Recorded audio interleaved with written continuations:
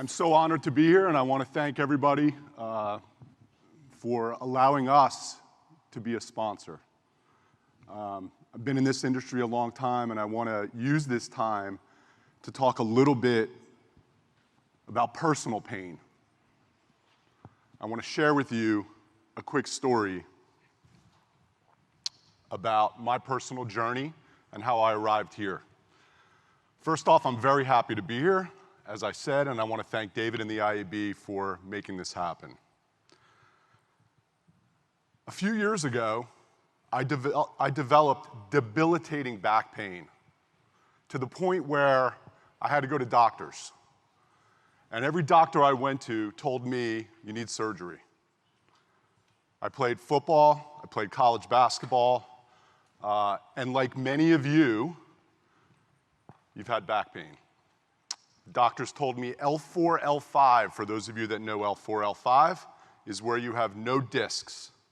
There's nothing in between your vertebrae on L4, L5, so you need to have surgery. Went to two doctors, well-known surgeons, one at HSS in the city and another one in New Jersey. The pain was so bad that I couldn't get in and out of my car. I couldn't do a lot of stuff. So the personal journey led me to a man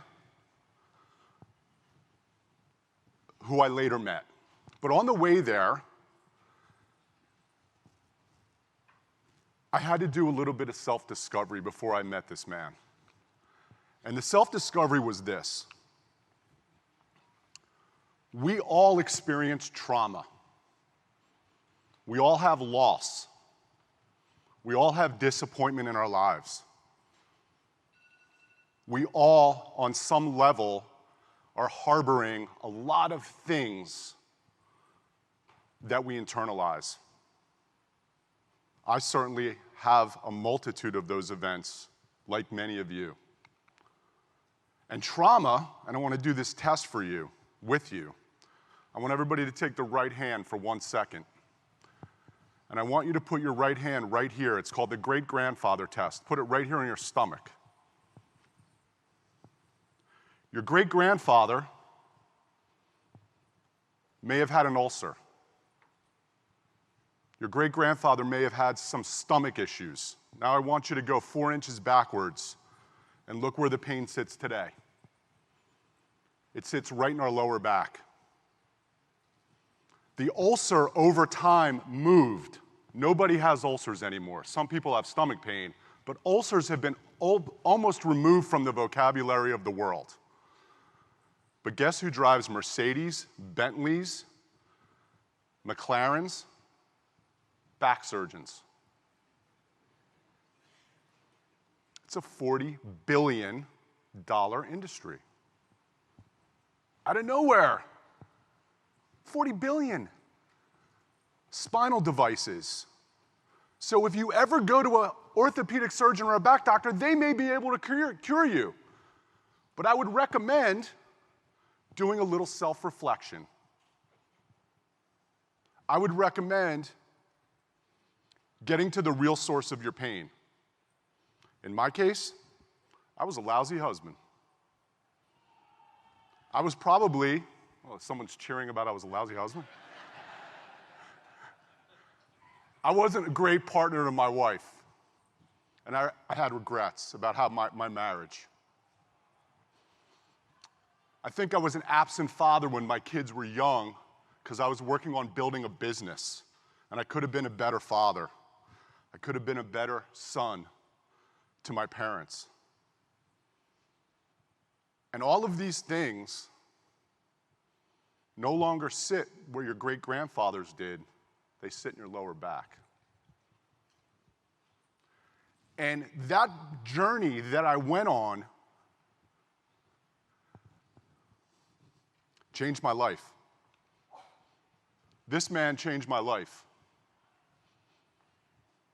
And for those of you that have husbands or wives or partners, this book will be available outside for you at any point over the next 2 days. So we'll have a copy for you. There's a program called TMS, TMS is the exercise that you go to. It's a mental exercise. Tension mitosis syndrome is the name of the exercise, TMS. And TMS is not only for the personal journey, it's for the professional journey. So there's an old saying, it's not old, it's by a band I love. If you can cure the symptom but not affect the cause, it's kind of like trying to heal a gunshot wound with gauze. You can do it. If you have a gunshot wound, you could definitely apply gauze, but it's not the best way to handle a gunshot wound. And that's what we do in our lives when we have these things that happen to us. We never stop to be prescriptive and index and take a catalog of what's happening to us. So this part of the personal journey absolutely changed my life. So today, when I have pain in my back, I know where it's coming from. There's something in my life that I'm not dealing with. I'm not expressing enough gratitude to those around me. I'm not being a good leader. I'm not being a good father or a husband or a son. And I stop, and TMS has allowed me to avoid back pain. Never had surgery. I play all kinds of sports, and I've never had back pain again. And in this industry, we're going through the same thing.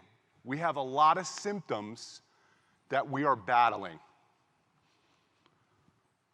In this room,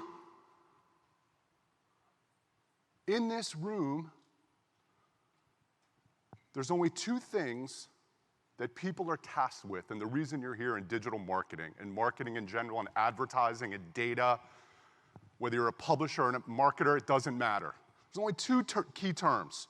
You're either charged with growing your business, or you're charged with retaining the business. There's no two ifs, ands, or buts in marketing. Those are the only two levers.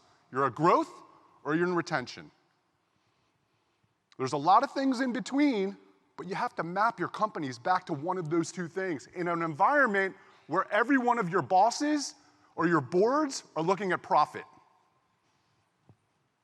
You're either in the growth business or you're in the retention business. And we sometimes fail when there's fluff to identify that. But there's been a lot of storms, as you just heard from Meta with privacy, and that's only one. If you're an outsider in this industry and you sat in the back and you had no idea about the IAB, you had no idea about anything that we all do, no matter what you do, whether you're a brand, whether you're a publisher, whether you're a data company, I don't know if you care about advertising. I don't think you do.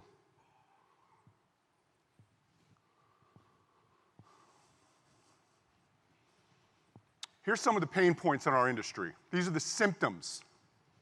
This is what we face. Silo tech. Everybody's building their own network. How do we get more value from our data? What are we doing about cookieless? Oh my gosh, the walled gardens are going up. What are we going to do? They're holding all this first-party data. They're holding everything. They have email addresses. What do we do? Identity for the open web. Just out of curiosity, show of hands. How many people here would consider themselves part of the open web? Raise your hand. Okay.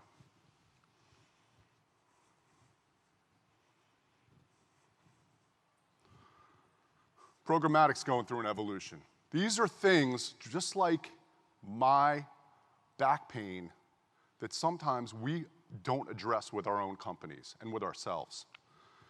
And the last one I love the most. Overhyped tech. You've all seen it. There's a song called Built to Last by Jerry Garcia. And when you build something to last, that matters.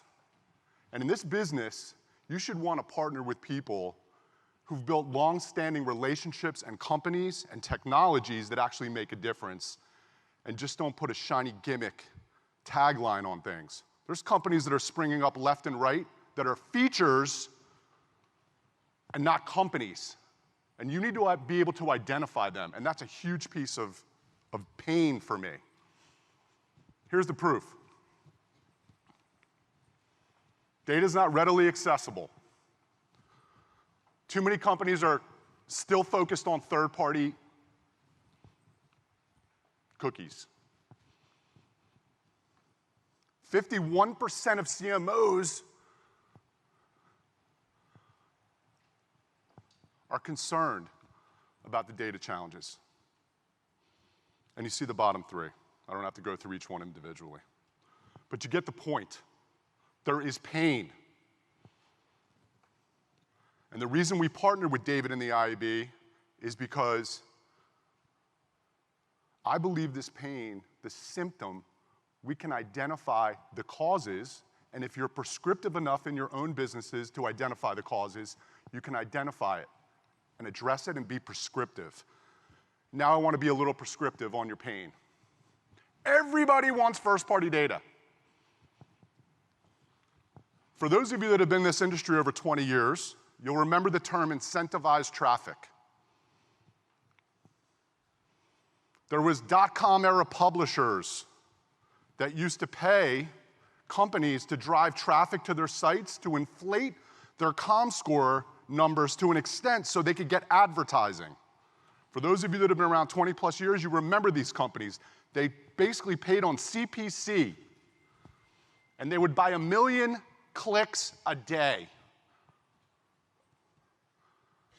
We are quickly getting into a race here because first-party data is being valued so highly that it's creating incentives to create different classes of first-party data. No one's talking about this at scale, but I'm here to tell you it's happening with a lot of companies. Marketers are saying, we need more first-party data. Hint, you're creating incentivized traffic. Many people don't know what to do with first-party data. You know what they do? All retention. They're focused on retention. Retention. If you build a customer data platform or a data warehouse and you don't have acquisition at your heart as much as retention, all you're building is a walled garden for yourself. Cookie deprecation is the identity layer. And the last one I already spoke to. Retention or growth.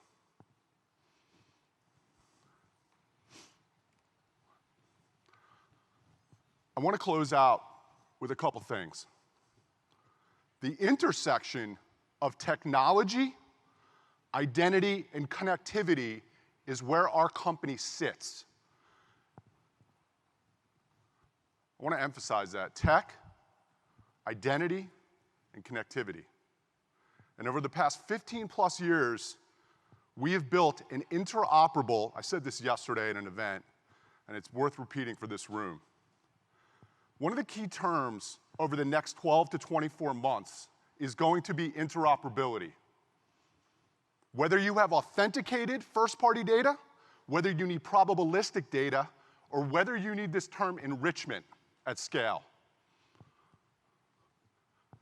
The pain coming is not one from privacy or the economy. The pain that's coming oftentimes is self-inflicted. And I'll give you a real-life example of self-inflicted pain. Our real-life wins this past year, we had a great year this year. In spite of the fact the economy is down, we had a record year. And one of the reasons is people think they can run away from audience-level targeting or audience data, run away from it. Couldn't be further from the truth, because you know why? When you have a first-party data store, wherever it sits, whether it's Salesforce, Telium, Simon Data, Segment, it doesn't matter. Wherever your first-party data sits in your own warehouse, it's siloed. The interoperability is not there.